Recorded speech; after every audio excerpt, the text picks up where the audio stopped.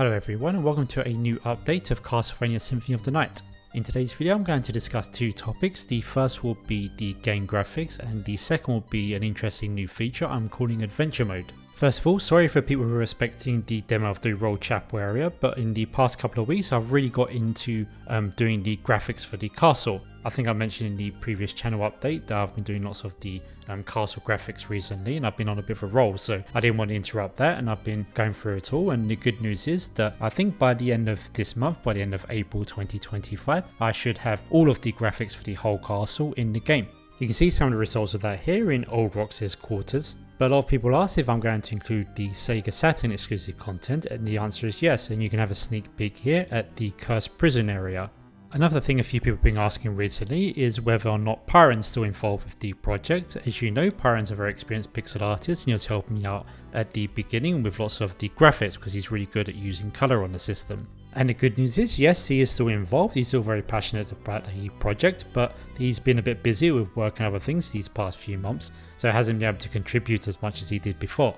As you may recall, at the end of last year I tried to get around this little problem by doing some of the Area of Sorrow graphics instead and trying out a few little things within that world, but this year instead of that I've decided just to go ahead and do all the castle graphics myself. Now, converting the 32-bit PlayStation graphics to the Mega Drive is obviously a very difficult and time-consuming process, but to be honest, I didn't really mind doing it because it's been a good educational experience for me to really analyze the Symphony of the Night graphics, which I really love, and just learn how they're put together and then make some tough decisions about what to include, how to consolidate the colors, often reducing 200 plus colors into 31 colors is very difficult, but it's been a very interesting and fun process anyway. And ultimately, in the not too distant future, I'd eventually like to create a game similar to Symphony of the Night with a similar art style myself. So to do that, obviously I'm going to have to create brand new worlds and brand new pixel art and graphics and assets and so on. So this is a process I think I needed to go through anyway. So I think it's been interesting and the results aren't too bad.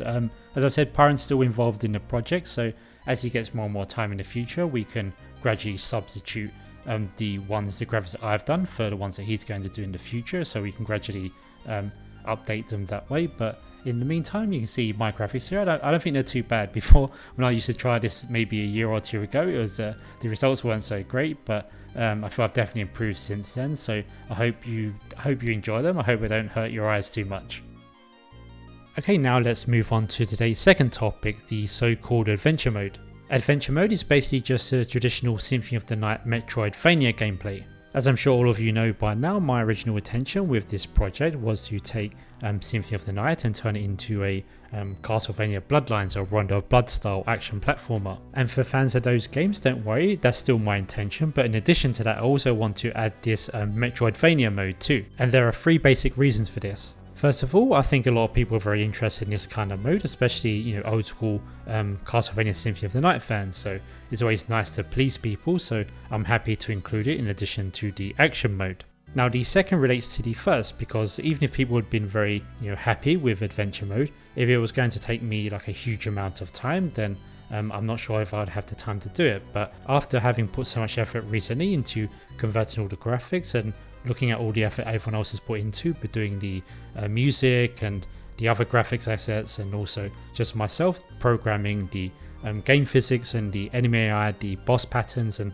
everything, I think to include an adventure mode, this Metroidvania mode, would only take an additional maybe 5% effort, so it's not going to take a huge amount of additional time to do. So since we've already put all the hard work into getting the tile sets ready and all the conversion to the Mega Drive, then I think adding this adventure mode won't be too much of a hassle, so why not just do it? The third and final reason for doing this Metroidvania style adventure mode is that I think it will ultimately benefit the action mode too. The reason for that is, while designing the action mode levels, I've noticed that I've been a bit reluctant to diverge too much from what the original was doing with the room layouts. If you play something like Bloodlines or Rondo of Blood, you'll notice that there's lots of bottomless pits, and the level design is very different from a Metroidvania. Knowing that I'm going to have a Metroidvania mode that's going to be very similar to the original gives me a lot more freedom to be a lot more experimental with the action mode, because I don't have to worry about maybe alienating the original fans of the original too much. I can just go ahead and create something that's much closer to, Rondo of Blood or Bloodlines in terms of level design. For this new Metroidvania style adventure mode, while I plan to keep the general basic castle structure and geography pretty much the same as the original, there are plenty of smaller things that I think we could change to make the Mega Drive experience more interesting, and also out of necessity due to hardware limitations. I was going to discuss these in depth in this video, but I think I'll leave it for another video and maybe even keep a few things back as a surprise. But if anyone else has any ideas or things you would like to change about the Metroidvania aspect of the original, then please leave a comment below and maybe I can integrate those into the game.